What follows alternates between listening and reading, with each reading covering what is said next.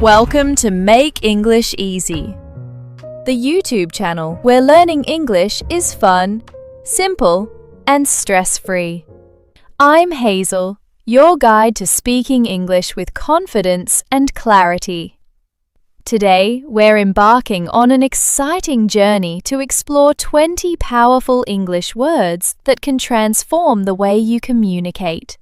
These words aren't the hardest in the language, but they're special because they show you understand English deeply and can express yourself with precision and sophistication.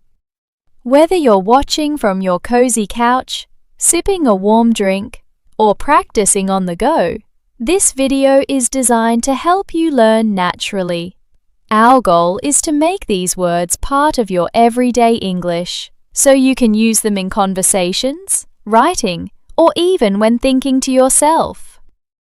As we go through each word, I'll challenge you to keep track of how many you already know. At the end, drop a comment below to share your score. Did you know 5, 10, or maybe all 20? Even if you only know a few, you're already on the path to improving. And that's what Make English Easy is all about. So, get comfortable, maybe grab a notebook to jot down ideas, and let's dive into our first word. Our first word is ambiguous. This word describes something that isn't clear and could have more than one meaning. Imagine you get a text from a friend that says, "Meet me later." You might wonder, when? Where? That's ambiguous because the message isn't specific. In English, we use ambiguous when something is open to interpretation, like a confusing instruction or a vague statement. For example, suppose your teacher writes on the board, "Finish the project soon." You might not know if soon means tomorrow or next week. That's ambiguous. Or picture a movie where the ending leaves you unsure about what happened to the characters. You might say the ending was ambiguous because it wasn't clear. This word is powerful because it helps you describe situations where clarity is missing. Let's try a practice scenario. Imagine your boss emails you, "We need to discuss the plan." How would you describe that email if it doesn't say what plan or when to meet? You could say it's ambiguous. Try saying this sentence aloud. The email was ambiguous because it didn't give clear details. In different cultures, ambiguous language can be polite, like when someone avoids saying no directly to avoid hurting feelings. But in English, being too ambiguous can sometimes cause confusion, so it's a great word to know. Can you think of a time when someone's words were ambiguous to you? Maybe a friend's plan or a teacher's instruction. Pause the video and say that situation aloud, using the word ambiguous. Next, we have inevitable. This word means something is certain to happen and there's no way to avoid it. It's like when you know rain is coming because the sky is full of dark clouds. Getting wet might feel inevitable if you don't have an umbrella. In life, some things feel unstoppable, like time passing or seasons changing. For example, if you've been studying English every day, improving your skills is inevitable. Or suppose you're playing a game and your team is losing badly. Losing might seem inevitable. This word is useful because it expresses certainty in a strong, clear way. Let's look at another example. Imagine you're planning a big party, but you know some guests will arrive late because of traffic. That delay feels inevitable. In English conversations, we often use inevitable to talk about things we can't control. Try this. Say aloud, "With so much traffic, being late was inevitable."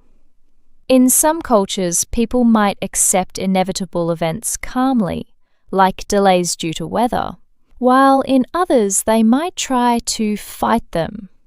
Think about something in your life that feels inevitable, like finishing a school assignment or getting tired after a long day.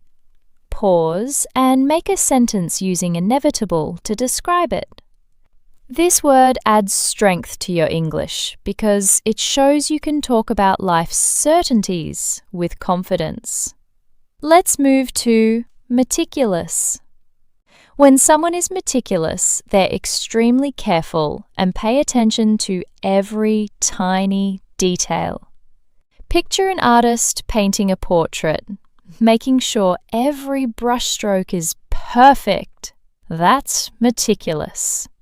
Or imagine you're baking a cake and measuring every ingredient exactly. That's being meticulous too.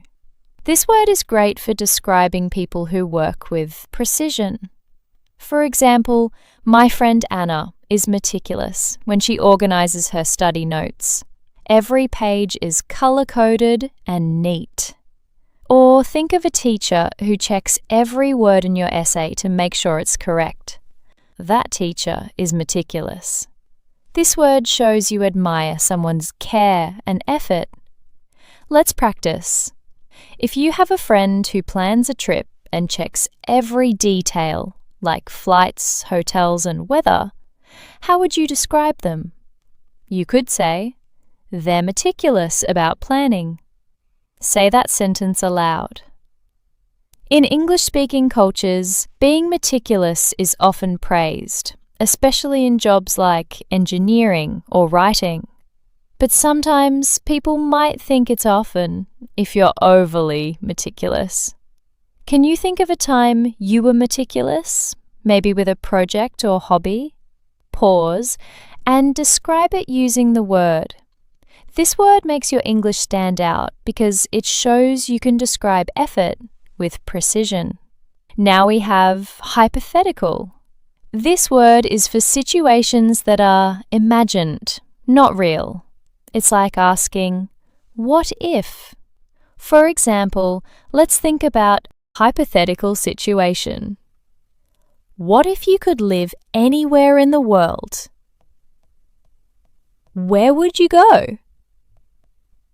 That's hypothetical because it's just an idea, not something happening now.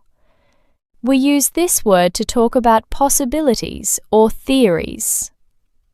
For instance, a teacher might say, "Let's discuss a hypothetical scenario where everyone speaks the same language." Or, in a debate, you might say, "Hypothetically, if we all recycled, the planet would be cleaner." This word is powerful because it lets you explore ideas creatively. Try this practice. Say aloud, a hypothetical question is, what if I could fly? In some cultures, hypothetical questions are common in classrooms to spark discussion, while in others, people might focus more on real situations. Think about a hypothetical question you'd ask a friend.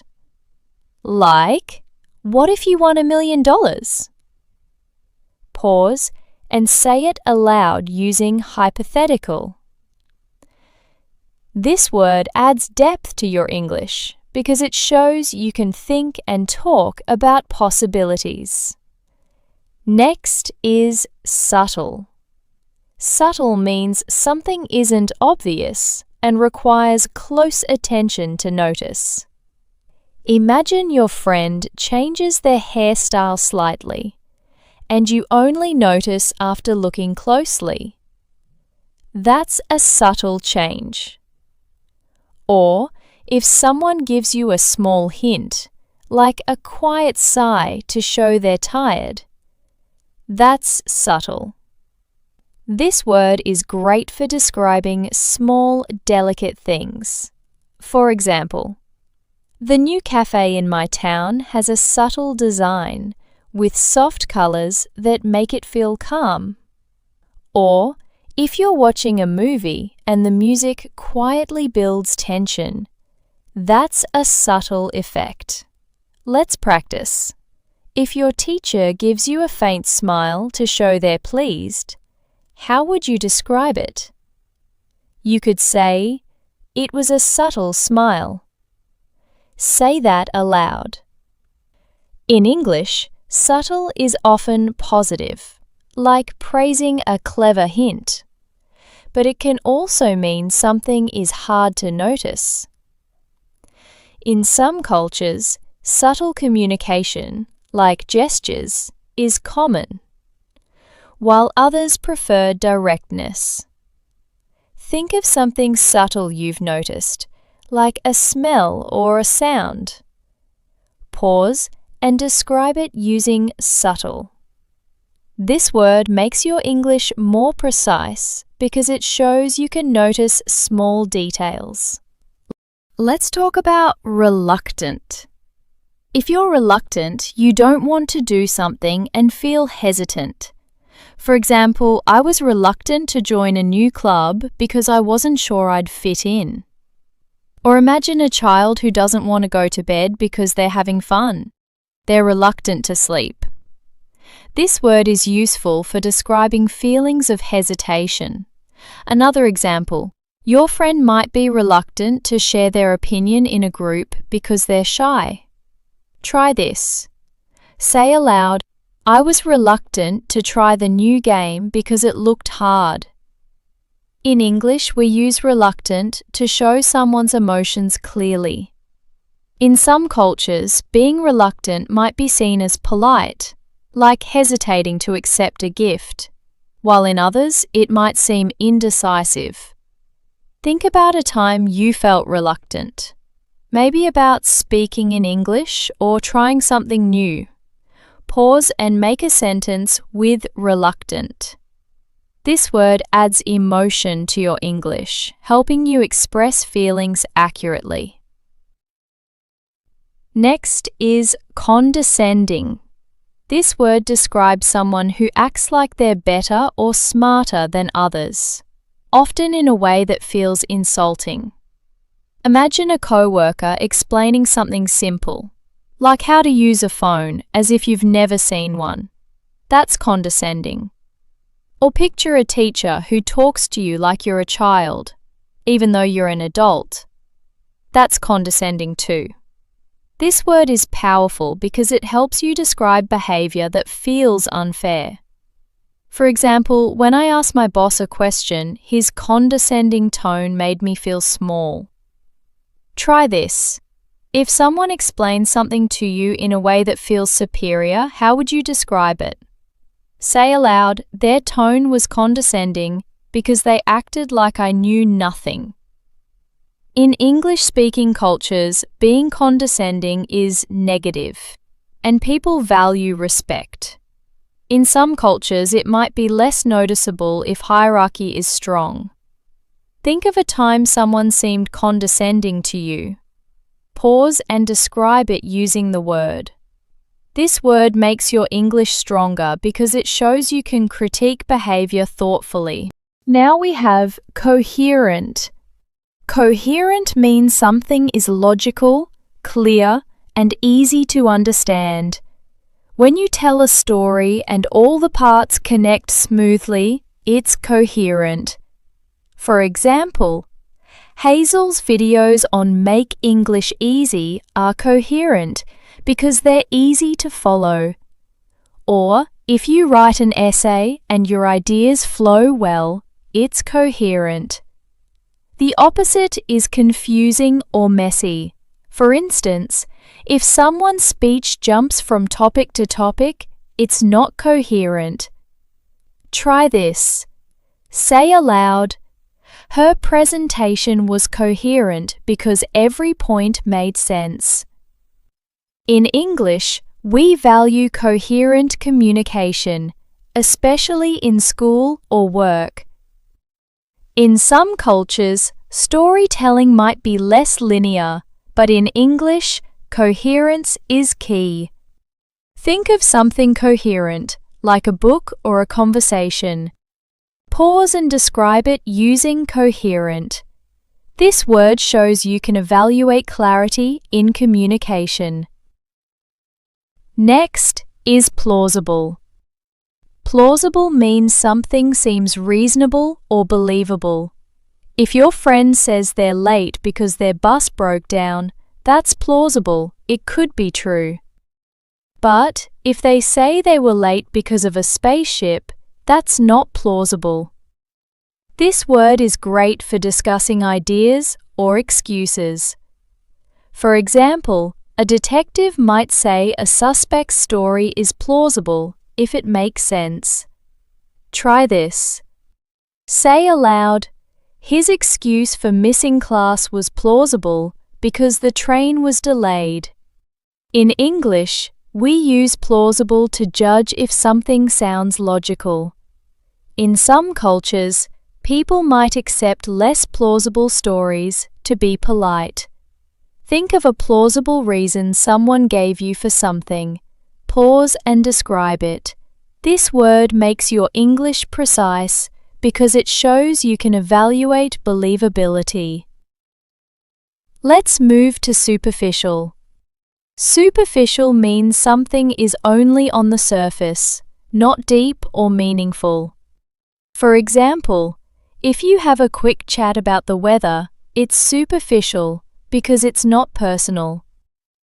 Or someone who only cares about looks, not personality, is superficial. This word helps you describe things lacking depth.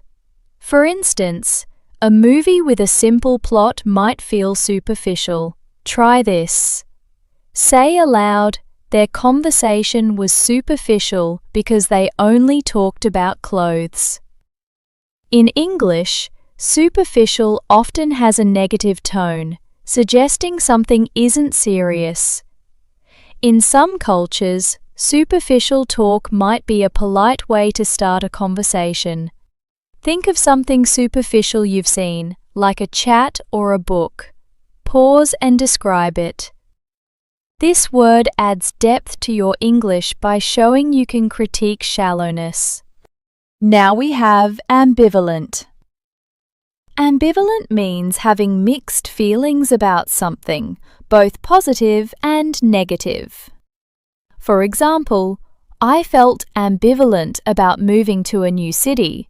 It was exciting but scary. Or you might feel ambivalent about a movie if you liked the actors but not the story. This word is great for describing complex emotions. Try this. Say aloud, "I was ambivalent about the new job because it paid well but was far away." In English, ambivalent shows emotional honesty. In some cultures, mixed feelings might be expressed indirectly. Think of a time you felt ambivalent. Pause and describe it. This word makes your English expressive because it captures emotional complexity.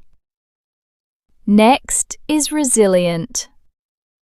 Resilient means being able to recover quickly from difficulties.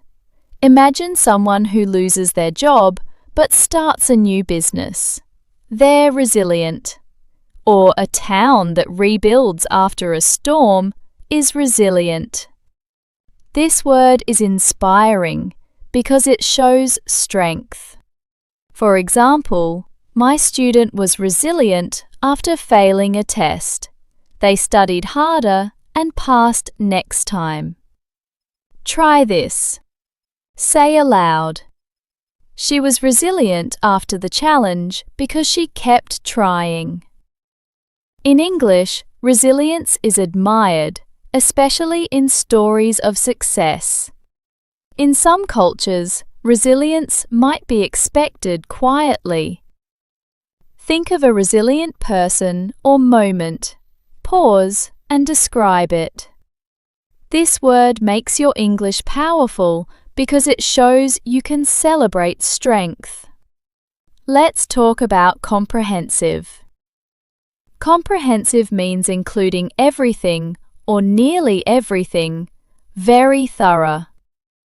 For example, a book that covers all of world history is comprehensive. Or, if you study every topic for a test, your preparation is comprehensive. This word shows completeness. Try this. Say aloud. The guide was comprehensive because it explained every step. In English, comprehensive is positive, especially in education or work. In some cultures, being comprehensive might seem overwhelming. Think of something comprehensive, like a report or lesson. Pause and describe it. This word makes your English precise by showing you can describe thoroughness. Next is perceive. Perceive means to notice or understand something with your senses or mind. For example, you might perceive a room as cozy because of its warm lights, or you perceive a friend's silence as sadness. This word is great for describing how you interpret things. Try this. Say aloud. I perceived her smile as genuine because it felt warm. In English, perceive shows thoughtfulness. In some cultures, perception might depend on intuition or context. Think of something you perceived recently. Pause and describe it. This word adds depth to your English by showing you can analyze observations. Now we have notorious. Notorious means being famous for something bad. For example, a restaurant notorious for bad service is well known, but not in a good way. Or, a person notorious for lying isn't trusted.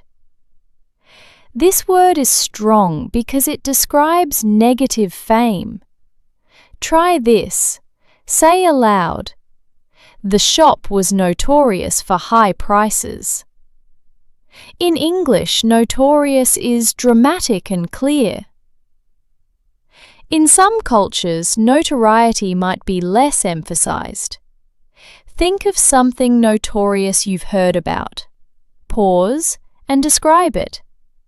This word makes your English vivid by highlighting negative reputation. Next is arbitrary. Arbitrary means based on random choice, not reason. For example, if a teacher picks a due date without explaining why, it's arbitrary. Or choosing a team member randomly is arbitrary. This word critiques unfairness. Try this. Say aloud. The decision was arbitrary because there was no clear reason. In English, arbitrary often suggests unfairness. In some cultures, random choices might be accepted. Think of an arbitrary decision you've seen. Pause and describe it. This word makes your English critical by showing you can question randomness. Let's talk about feasible. Feasible means possible and practical to do. For example, finishing a project by tomorrow might be feasible if it's small. Or, moving to a new house is feasible if you have the money. This word evaluates possibility. Try this. Say aloud. The plan was feasible because we had enough time. In English, feasible is practical and hopeful.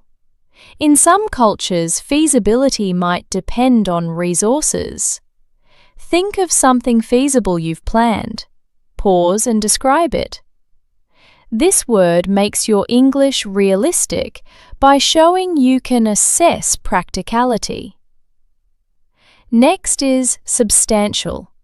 Substantial means large or important in size or value.